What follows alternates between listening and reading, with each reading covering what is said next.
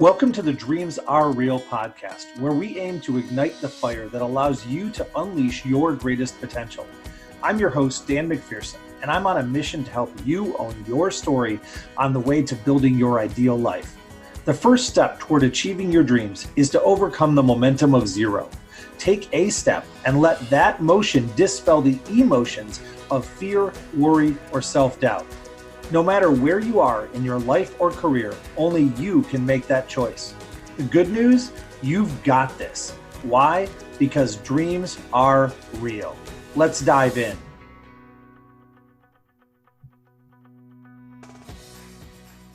Hello, and welcome to episode 1 of the Dreams Are Real podcast.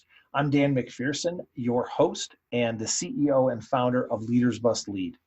Podcasts have been a huge part of my life, and whether they are old hat to you and you've listened to hundreds or thousands of episodes, or whether this is the very first one that you are tuning into, I'm confident that we will provide significant and positive value to you through interviews of amazing people from around the world. Over the years, I've been encouraged many times to consider starting a podcast, and I've held off. I held off for the same reason that I've held off from other projects in my life. I wanted to be sure that we could provide a significant positive value to you, something that was an ROI on your time, that you would listen and know, hey, I'm going to walk away with more than I came in with. And to do that, we had to make sure that we were meeting a need that wasn't being met by other podcasts, that we were filling a void that wasn't being filled. In other words, that we could become signal rather than getting lost in the noise. For me, this podcast is based upon a couple of things, a couple of truths that I believe passionately in. The first of those is that everyone has a story. And stories are fantastic. We connect, we vibe with stories, they resonate to our soul. So when we hear authentic stories from amazing people, we learn and we grow, but we are intent, we lean in, we want to listen. Everyone has a story, whether we think of them as having had an easy life or a hard life, whether they live here or around the world. As we learn more about them, we learn about the challenges they encounter, how they've overcome them, what their dreams were, and how they accomplished those. That leads us to our second truth, the truth that dreams are real. That's the name of the podcast. It's also a truth that I live by. So, and it is something that frustrates me in our society when dreams are shouted down, dreams are mocked, dreams are pushed aside. People may have a passion and are told, oh, that'll be a nice hobby, but you'll never really do that. And it's often accompanied by mocking laughter. That frustrates me. I spent a lot of my life, a lot of my career, and a lot of time in my company with my clients, working with those, helping people to understand that dreams really are real. What do they require? They do require work, and you'll hear that in the stories of the people that we speak with. They require planning. They require time. They aren't most commonly at the snap of a finger. They happen because people move one step at a time towards them. And my hope for you as you listen to this podcast is that you, interview by interview, will feel inspired and moved to take one step and then another step and then another step closer until you too can say that dreams are real. This episode is going to be a little bit different than most of our episodes. Most episodes will focus upon interviewing somebody else. I'm actually far more comfortable with that, as it turns out. We will be interviewing amazing people from countries around the world, from Asia and Australia and the United States and the United Kingdom, all of whom have tremendous stories. You'll get to learn about the dreams that they had as a kid, what dreams they have now, how that's changed, what they've learned in the process, and so much more, along with a fun few questions that we will share at the end, where we get to find out what some of the most adventurous things they've done, or where they have been that was really cool, or something they wish they were good at but aren't now. Little pieces of fun and truth to connect us to each other that will resonate with you. Most episodes will be about 45 to 60 minutes in length. We'll put out 1 to 2 a week, and sometimes we'll even do some special episodes, maybe talking about a book or a topic that have come up from our audience. This episode, as I mentioned, is a little different. This is the episode where I get to look and focus back a little on my story and how this podcast came to be. So it's the origin story of the podcast. If you already feel like, man, I know a ton about Dan and I know a lot of why this podcast is happening, or you just want to jump right into the interviews, then jump forward to episode 2 and listen to our interview with the great guys, Mike and Mike from Dogmite Games. They are fantastic. They will entertain you and you'll learn some really cool things about them. Keep going forward and you'll hear from a number of other wonderful people. For me, as I got ready for the launch of this podcast, one of the things that I did was I looked back and I said, how did we get here? I encourage you to do the same thing. If you haven't paused and said, how did I get to where I am? Not from what was in the moment, from what was yesterday, but from what is 10 and 20 and 30 years ago and how that shaped where you are now. I encourage you to do that. It can be a little bit frightening, and maybe it was for me, but it'll also help you recognize that you have a story that is powerful. Everyone has a story, and hopefully one day we'll have you on the podcast to share yours with us. For me, as I thought back, I recognized 2 clear truths in my life. One is that I've always wanted to help people. I've always wanted to make an impact, and not just a little one with a couple of people. But since I was a young child, I wanted to make an impact on thousands or tens of thousands or hundreds of thousands or millions of people. And that's led me to a lot of my mission now, but I've been driven to do that. And I never really quite knew until recently, till these last few years, how that might happen. The second is that I have been a voracious learner. Everything that I've done, I've just wanted to learn more. When I was young, I would read book after book after book, sometimes 20 or 30 books a week. When I got older, it was about learning through my career of the different departments. Could I go dive into another department and learn about human resources or learn about accounting or learn about sales? When I was within a department and working, say, out in the field in sales, it was, how can I learn how to handle different objections? How can I learn how to connect and help clients in a different way? How can I learn more efficient methods and create different processes? I've always wanted to learn. I think that might be part of what led to my love of podcasts. But I didn't start with podcasts, and my story started much younger. I share my story not because I think it's the most amazing story out there. In fact, I would say that all of my guest stories are far cooler than mine. But I share it because I've learned over time that everyone's story connects with somebody. It connects like the water to someone dying in the desert to someone. It also breaks down some barriers and helps people understand, hey, I know a little bit about this person, and there's a little bit that's similar that I might not have thought to be true. I remember back a couple of positions ago when I was leading a pretty significant team, and someone came to me and said, boy, you've had a really lucky life that's led you to this point. And I thought 2 things. I thought, first of all, yes, I have. I've been fortunate. I've had a lot of things that have gone my way, but also I recognize that they had no idea the story behind it or the challenges that I might have faced. Just a few highlights that may connect with you and give you a sense of where I come from as we move forward and as I ask questions of our guests.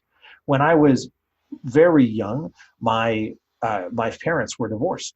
And that, of course, as it does many young children, shaped me. I have clear memories back to 6 months old, and I remember a lot of the conversations and arguments that might take place. And at 2 years old, I was taken away and hidden from my father for 6 years.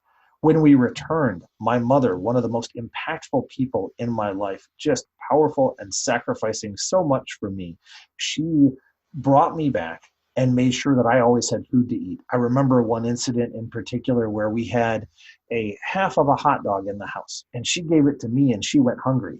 And at that time, to be honest, I had no idea that we were living in poverty. I didn't know that we were struggling. I was just going along as a kid trying to play my Monopoly game in my room or go out and play with friends, not recognizing how dangerous the neighborhood was or that others might not have been like that. I learned later that in that same time period, my mother was able to make rent for us by selling herself, and that these sacrifices have shaped me. These choices that she made gave me opportunity in this world. When she remarried, I was exposed to drugs and alcohol and violence in ways that I would never have expected and that most people would be surprised to hear. From that point, I started to understand another core truth that is so important to me. That truth is that while our environment, the people we're around, the places that we are, may exert influence, that it's our choices that truly create change. And this is something that I share with everyone that I work with, and that I would love for you to set deeply into your soul, if you will, to set it deeply into your world and your belief system, and recognize that it's the choices that you make that will make all the difference in the world for anything that you could go and do. So for me, I began making choices. I chose to continue learning. I chose to interact with others. I went off to college and was very fortunate to get into the University of Michigan. And I studied English and history and learned so much there, not having any idea what I would do with it. So I ended up going into sales. And with English and history, it's not quite the prescribed career path that so many others might have. If you're an engineer, you know what you're going to do. If you're a doctor, you know what you're going to do. If it's English and history, you don't really know. So I went into sales and I learned a ton about sales. But more importantly, what I learned isn't just about persuasion, which I do teach a lot about, but I learned how to connect with people. I learned how to help people. I learned that if you choose to not manipulate people, but rather instead to focus upon helping them get what they want and what they need, that a lot of the rest takes care of itself. And that's an additional truth that I've just embedded in my life, that I do everything I can to help those that work for me or those that I work with to get everything they want, to win, if you will. And I know the rest will take care of itself. So as I did that, and I went through college, I went through these retail positions and these sales positions, I moved from frontline up to managing hundreds of millions of dollars and thousands of people. And I was able to test so many things. I was able to test about leadership and sales and communication and time effectiveness, things that later became our foundations of success. And I also recognized that that earlier mission, that the learning was being fulfilled, but the second mission, the one to have a broader impact upon the world, was never going to be fulfilled as I worked in these corporate environments. I just couldn't get to enough people. I was being told to make ethical and moral choices that I didn't always agree with or that I didn't feel were necessarily right, and I wanted to do more. I felt driven to do more. It all changed at what I would call an inflection point. And I think most of us have in our lives 5, 6, 8, 10 inflection points. We often don't recognize them until well later. For me, it was a conversation one night had at our karate school with one of our amazing teachers whom I respect tremendously. And it was simple. It was innocuous. I never knew it would make a difference in my life. And it was also what started us truly on the path to this podcast. It was suggesting a podcast for me. The very first podcast that I ever listened to as a result of that suggestion was Tim Ferriss. I love Tim Ferriss. I love his interviews with people. He's amazing at asking questions, at getting incisively to the core of things, at uncovering habits. And he was interviewing the best people in the world. I absorbed that. I loved that. That fulfilled my quest for knowledge. It also inspired me to start looking at what more I could do. As a result of that and a series of other events that followed, several months later, with a clear plan in hand, I was offered a promotion and I declined it and jumped off the cliff to start my own company, Leaders Must Lead. Over the 2 years following that, as I worked to help people through one-on-one coaching and mastermind sessions and traveling and speaking, I started to clearly understand my mission, my North Star, if you will. This is the first conversation that I have with almost anyone that I work with. It's about my North Star. And my challenge to you is to figure out your North Star. Before you know your North Star, before you know what you want to be known for, what you truly want to accomplish in the world, what matters most to you as a goal, it's really hard to make decisions about where you would go. For me, my North Star became clear, and it's posted right at the top of our website. It is shared in most trainings, most interactions that I have. It is part of the fiber of my being. My North Star, what I am aiming for, what we want to be known for, the mission that my team and I want to accomplish is very clear: to significantly and positively impact the lives of 1 million creatives and entrepreneurs, to create true generational change in the next 10 years. That is our mission. And that is what leads to this podcast. One of the first things that I challenge others to ask themselves once they understand their North Star is what will move them the furthest, the fastest toward their North Star. And I believe this podcast has an opportunity to be that if we serve you in incredible ways and we share great interviews with you from amazing people, that will make connections that will be deep and powerful, that you will share this with others, that you'll provide great reviews, that this will get out there and create a true and sincere impact in the lives of many. It moves us the furthest, the fastest. That's why a podcast. So then the question becomes, why this podcast? It's because of this passion for following people's dreams that gets lost. It's because of what I talk about as dreams getting quashed and squashed, and people, when they get older, their dreams are most commonly so much smaller than they were when they were younger. When you look at successful entrepreneurs, in most cases, it's because they follow their dreams. They go after them. They figure out a plan and jump in, and they're passionate about it, which allows them the drive to work toward it. It also allows them the happiness and the joy and the light to be able to move forward and not see it as work, but rather to see it as working within their passion.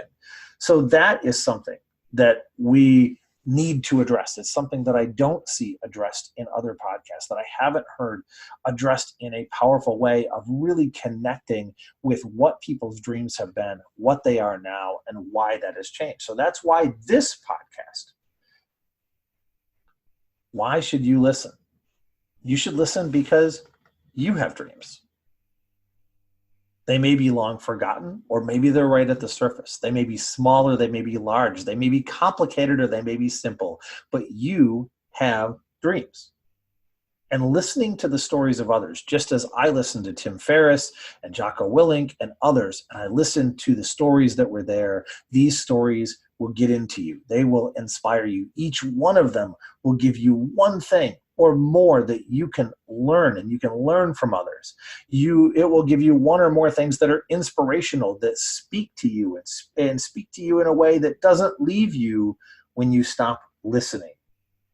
And most importantly, each one will move you one step closer to being able to say that your dreams are real. We're going to have a lot of exciting guests. We'll have people who are artists and musicians. We'll have people who are successful entrepreneurs running groups of hundreds of thousands of people. We'll have TV and radio hosts. We will have people who are running multi-million-dollar companies that started from nothing. We'll have computer programmers. We will have coaches. We will have this wide variety of people who all are bonded by the common understanding that dreams are real. And I hope sincerely that you will join us on the journey, that you will enjoy this podcast so much that you will share it with others, provide us great reviews, get it out there, and join our conversation in the Dreams Are Real group on Facebook to request more guests, to discuss the episodes, to ask your questions, to see how you can take one step further forward. Thank you all, and enjoy the journey. Thank you for joining us on the Dreams Are Real podcast. If anything we've said has inspired you to dream bigger, live more boldly, or move closer to your ideal life, please reach out and let us know. And also, be sure to share this episode with a friend. We would be honored if you would like, subscribe, or leave a review for our show on your favorite podcasting platform. And for more discussion of this episode and all things related to the Dreams Are Real podcast, and to receive your free download of Dan's Defining Your North Star training, please join our Dreams Are Real community on Facebook. Until next time, be amazing and keep crushing it.